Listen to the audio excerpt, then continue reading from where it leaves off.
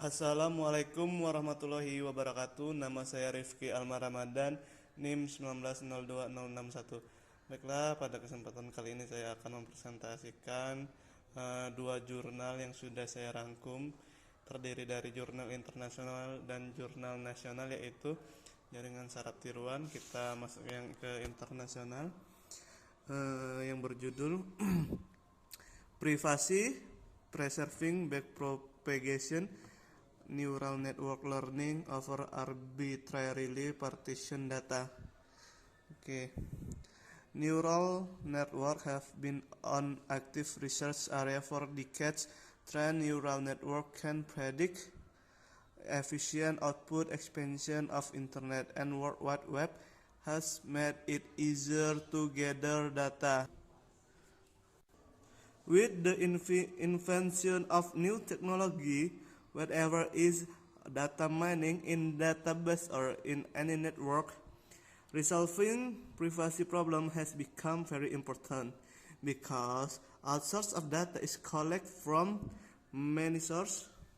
The field of machine learning is equally growing, and so are the concerns regarding the privacy.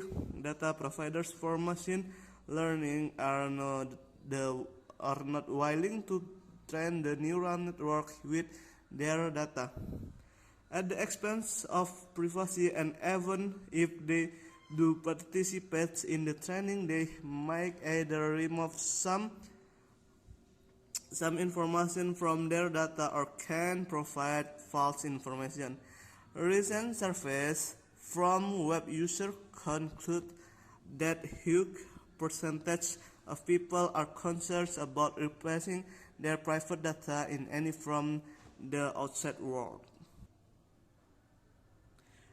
HIPAA, Health Insurance Portability and Accountability Act rule prohibits to use individuals' medical records and other personal health of information for personal or distribution use. The dataset used for neural network training can be collectively seen as virtual database. In distributed data scenario, this database can be partitioned in many ways. When some rows of the database are with one party and the other party holds the rest of the rows of the database, this is called horizontal partition database. In such a case, for neural network training, this does not pose a significant privacy threat. Since each data holder can train the network in turns. When some columns of the database are with one party and other party holds the rest of the columns, this is called vertical partitioning of the database for training. Chen and Zhong propose privacy preserving algorithm in neural network when the training data is vertically partitioned. Their algorithm is efficient and provides strong privacy guarantees. To the best of our knowledge, the problem of privacy preserving neural network learning over arbitrarily partitioned data has not been solved. Our algorithm is quite efficient in terms of computational and communication overheads. In terms of privacy, our algorithm leaks no knowledge about other party data, except the final weights learned by the network at the end of training. Privacy preserving neural network has been studied in 6.3.26. Brani et al. 3 proposed security algorithms for three scenarios in neural networks. When the data is being held by one party and network parameters weights are being by the other B. When in addition to the weights, the other parties aims to preserve activation function, also when the other party wants to preserve the network topology. Their work is limited to the extent that only one party holds the data and the Other holds the parameters of the network. Chen and Zhang propose privacy-preserving backpropagation neural network learning algorithm when training data is vertically partitioned. Their algorithm provides strong privacy guarantee the solution when the training data is horizontally partitioned data is much easier since all the data holders can train the neural network in turns. Privacy-preserving algorithm also been investigated in data mining when the data to be mined is distributed among different parties. For data mining, Agrawal et al. Proposed randomization to preserve sensitive data at the cost of accuracy. Lindell and Pincus introduced cryptographic tools for privacy preservation, but the computation complexity increased with the huge data. Clifton et al. Used commutative encryption property to preserve privacy for the associative role mining when the data is either horizontally or vertically partitioned. Jagannathan and Wright introduced privacy-preserving K-means clustering algorithm to cluster datasets when the data is arbitrarily partitioned. There are many more privacy-preserving data mining algorithms. However, none of these algorithms can be used directly in the problem of privacy. Preserving neural network learning when the training data is arbitrarily between two parties. There is also a general-purpose technique in cryptography called secure multi-party computation that can be applied to privacy-preserving neural network learning problems. In particular, the protocol proposed by Yao In can privately compute any probabilities polynomial function. Secure multi-party computation can theoretically solve all problems of privacy-preserving computation. However, it is very costly to be applied when it comes to practical problems for learners. In scenarios in which neural network is applied, usually parties hold huge amounts of data. Therefore, this general solution is especially invisible to our problem. In arbitrarily partitioning data between two parties, there is no specific order of how the data is divided between two parties. Combine the data of two parties can be seen as a database. When the training data for the neural network is arbitrarily partitioned between two parties, both parties want to train the network, but at the same time they do not want that the other party should learn anything about pitch data except the final weights learned by network. The input vector is denoted as x1, x2, xn, where any x1 I goes from ithon is on input, the input node of the neural network.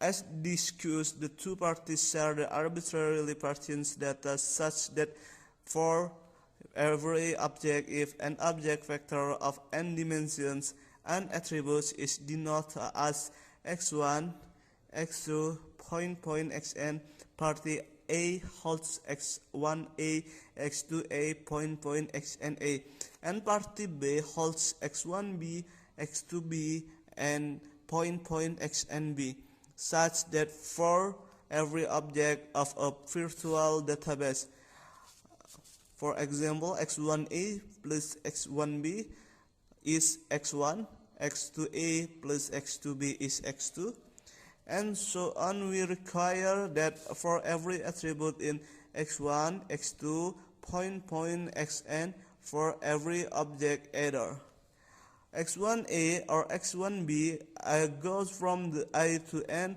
is 0. This means that the attribute is being completely held by the other party.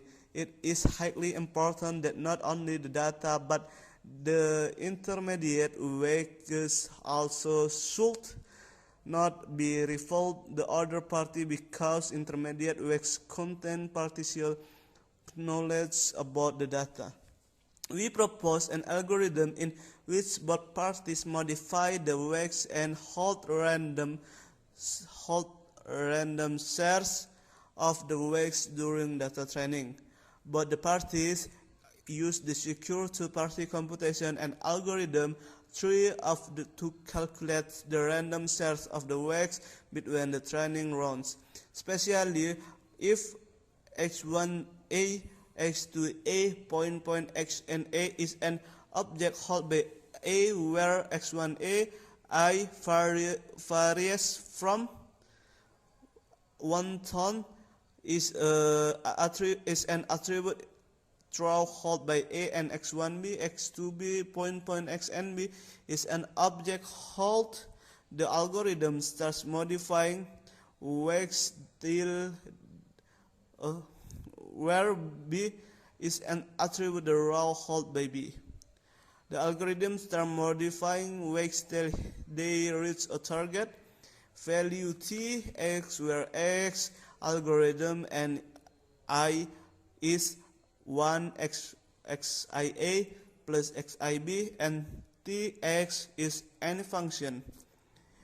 But the parties calculate the activation function is using and they use secure Z-party computation algorithm and algorithm 3 of the calculate random share of the weights in the proposed algorithm. Semi-honest model requires that all parties follow the protocol, but any party might try to learn some information from the intermediate results. Gamma encryption scheme and homomorphic property of the scheme is used in our algorithm. Homomorphic property is a property of certain encryption on algorithm where specific algorithmic operation multiplication can be performed on plain text by performing the operation on encryption message without actually describing them. For example, say we have two messages M1 and M2. The encryption of message is denoted LA, A M1 and A M2. The operation M2 can be performed using AMI and AM2 only without actually decrypting the two messages specifically. For a gamma schemes, we have AMI-M2 is AMI times AM2. This property of encryption is being used in secure scalar product algorithm. In this algorithm, after each round of training, both the parties just hold the random shares of weights and not the exact weights. This guarantees more security and privacy against the intrusion by the other party. Is only at the end of the training that both the parties know actual weights in the neural network. The error function, which used to calculate whether the output is desired or not, is given by A1. A is 1 per 2 sigma algorithm I, Ti means OI quadrat, where I varies from I to n number of outputs. In the value of this error function does not satisfy but satisfy the output requirements. We have some more rounds of training. Repeating the algorithm against this error is propagated backwards and require change in weights according to the equation alpha E, alpha V, E, G is min ti min oi hg. Alpha I, alpha V, G, K, H is min hg, I means hg, x, k, algorithm n, I is 1, ti min oi v ig. The owner of the neural assigns random weights to the neural networks in the beginning of training. He will just explain for one object, for rest of the object is same and self-explanatory. Let us assume party about x1a plus x2a point xna, where any xia is an attribute in the row held by A and part B holds x1b, x2b, point x and b, where any xib is an attribute in the row held by B. For its input node, I varies from I to n of the neural network parties. A holds xia and party B holds xib such that xia plus xib is xi, in which either xia or xib 0 because only one of the two parties can contain an input corresponding to that input node of the input layer in the neural network. The target value tune is known to both the parties. The aim of the algorithm is to train the network so as to modify the weights VHGK and VIG. VHGK denotes the weight connecting the input layer node K and the hidden layer node G, and VIG denotes the weight connecting G and the output layer node I, so that given the above input distributes data set between A and B, the output corresponds to nearly the target value. Baiklah, kita masuk ke jurnal kedua, yaitu jurnal nasional yang judulnya Penggunaan Jaringan Saraf Tiruan Backpropagation untuk Seleksi Penerimaan Mahasiswa Baru pada Jurusan Teknik Komputer di Politeknik Negeri Sriwijaya. Jaringan saraf tiruan merupakan salah satu sistem pemrosesan informasi yang didesain dengan menirukan cara kerja otak manusia dalam menyelesaikan suatu masalah dengan melakukan proses belajar melalui perubahan bobot sinapsisnya. Jaringan saraf tiruan sendiri mampu mengenali kegiatan dengan berbasis masa lalu. Data masa lalu itu akan dipelajari kemudian oleh jaringan saraf tiruan sehingga mempunyai kemampuan untuk memberi keputusan terhadap data yang belum pernah dipelajari. Jaringan saraf tiruan itu sama seperti manusia, belajar dari suatu contoh karena mempunyai karakteristik yang adaptif, yang selalu beradaptasi, yaitu dapat belajar dari data sebelumnya dan mengenal pola data yang selalu berubah. Selain itu, jaringan saraf tiruan merupakan sistem yang terprogram. Artinya, semua keluaran atau kesimpulan yang ditarik oleh jaringan didasarkan pada pengalamannya selama mengikuti proses pembelajaran atau pelatihan. Selama ini permasalahan penerimaan mahasiswa baru dengan cara konvensional sangatlah sulit, apalagi hanya dengan melihat nilai akhir atau NEM saja. Karena dengan nilai yang tinggi belum tentu bisa menjamin bahwa manusia tersebut dapat diterima atau tidak. Sistem seleksi konvensional itu merupakan tahap awal pada saat seleksi penerimaan mahasiswa. Dengan dibantu komputer dan pendekatan jaringan saraf tiruan diharapkan dapat membantu seleksi masuk calon mahasiswa. Dengan jaringan saraf tiruan, komputer difungsikan sebagai alat bantu yang dapat memprediksi calon mahasiswa tersebut. Metodologi jaringan saraf tiruan adalah metode pemodelan dengan kemampuan besar untuk beradaptasi dengan situasi baru atau kontrol sistem yang tidak diketahui dengan menggunakan data yang diperoleh dalam percobaan sebelumnya. Hasil eksperimen memverifikasi karakteristik dan menunjukkan bahwa model backpropagation praktis untuk sistem pengenalan pola. Neural network digunakan dalam pengenalan pola karena kemampuannya untuk belajar dan menyimpan karena sifat paralelnya dapat mencapai jaringan saraf tiruan. Jaringan saraf tiruan sendiri sudah banyak diterapkan dalam bidang kedokteran dan medis terkait diketahui sebagai klasifikasi yang sangat baik dari masukan nonlinear dan output data numerik. Beberapa masalah utama yang harus dipertimbangkan sebelum menggunakan model jaringan saraf tiruan seperti struktur jaringan, laju pelatihan, normalisasi, dan metode untuk vektor input. Kinerja klasifikasi data penyakit diabetes menggunakan jaringan saraf tiruan sangat tergantung dari metode normalisasi. Solusi penerimaan mahasiswa menggunakan metode backpropagation untuk meringankan kendala jaringan terlatih.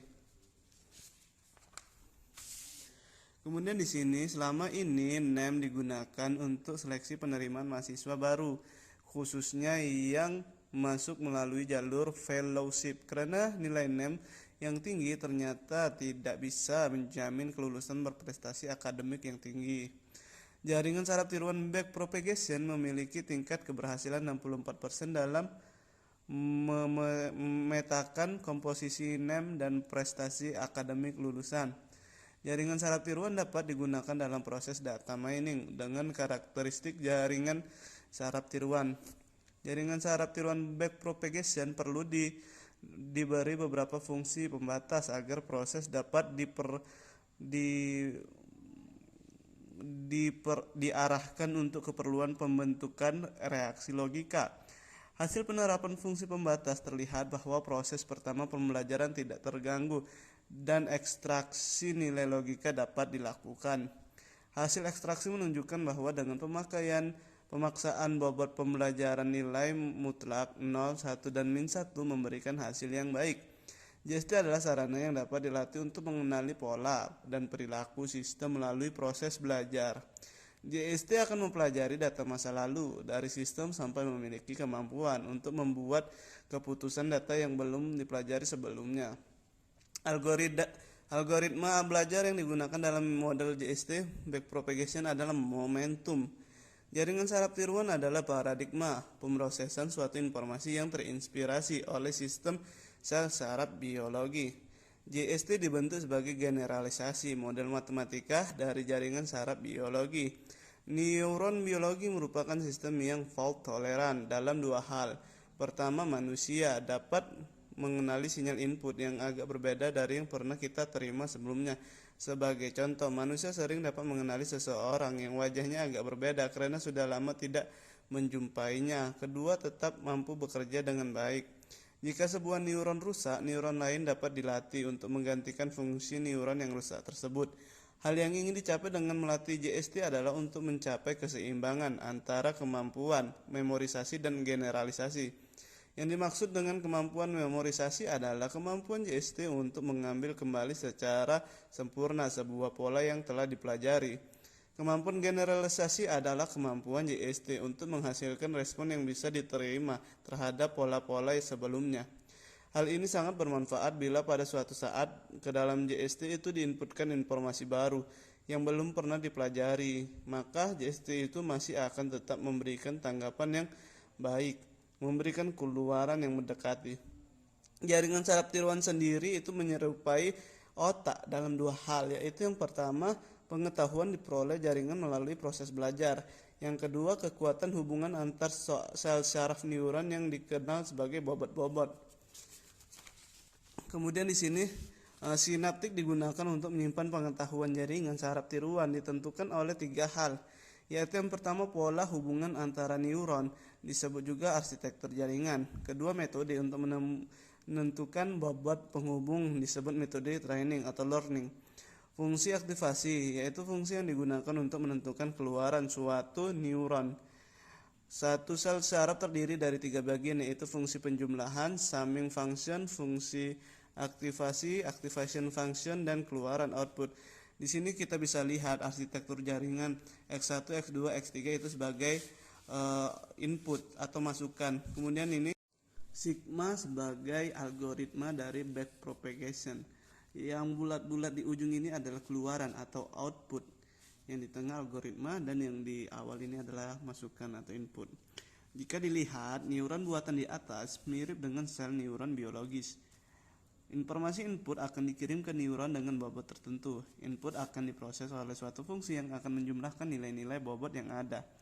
Kemudian hasil penjumlahan kemudian dibandingkan dengan suatu nilai ambang threshold tertentu melalui fungsi aktivasi setiap neuron. Neuron terdiri dari 3 elemen pembentuk, yaitu himpunan unit-unit yang dihubungkan dengan jalur koneksi. Jalur-jalur tersebut memiliki bobot yang berbeda-beda. Bobot yang bernilai positif akan memperkuat sinyal dan yang bernilai negatif akan memperlemah sinyal yang dibawa. Kemudian jumlah struktur dan pola hubungan antara unit-unit tersebut akan menentukan arsitektur jaringan. 2. Suatu unit penjumlahan akan menjumlahkan input-input sinyal yang sudah dikalikan dengan bobotnya. 3. Fungsi aktivasi yang akan menentukan apakah sinyal dari input neuron akan diteruskan ke neuron lain atau tidak. Kemudian setiap pola-pola informasi input dan output yang diberikan ke dalam jaringan saraf tiruan diproses dalam neuron. Barisan-barisan penyusun jaringan saraf tiruan dapat dibagi menjadi 3, yaitu lapisan input, lapisan tersembunyi, dan lapisan output. Unit-unit di dalam lapisan input disebut unit-unit input. Unit-unit input tersebut menerima pola inputan data dari luar yang menggambarkan suatu permasalahan. Unit-unit di dalam lapisan tersembunyi disebut unit-unit tersembunyi, di mana outputnya tidak dapat diamati secara langsung. Unit-unit di dalam lapisan output disebut unit-unit output. Output dari lapisan ini merupakan solusi jaringan saraf tiruan terhadap suatu permasalahan. Model jaringan backpropagation merupakan suatu teknik pembelajaran atau pelatihan supervised learning yang paling banyak digunakan. Metode backpropagation merupakan salah satu metode yang sangat baik dalam menangani pola-pola kompleks. Di dalam jaringan backpropagation, setiap unit yang ada di lapisan tersembunyi terhubung dengan setiap unit yang ada di lapisan output. Backpropagation terdiri dari banyak lapisan, multilayer network. Ketika backpropagation diberikan pola masukan sebagai pola latihan, maka pola tersebut menuju unit-unit lapisan tersembunyi untuk selanjutnya diteruskan pada unit-unit lapisan keluaran.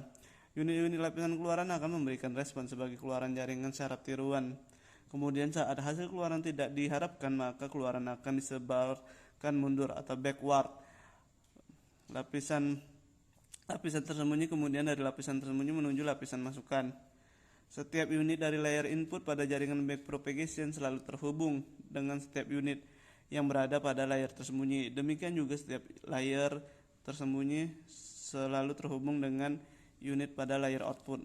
Jaringan-jaringan backpropagation terdiri dari banyak barisan atau multi-layer network, yaitu satu lapisan input, satu buah yang terdiri dari 1 hingga n unit input.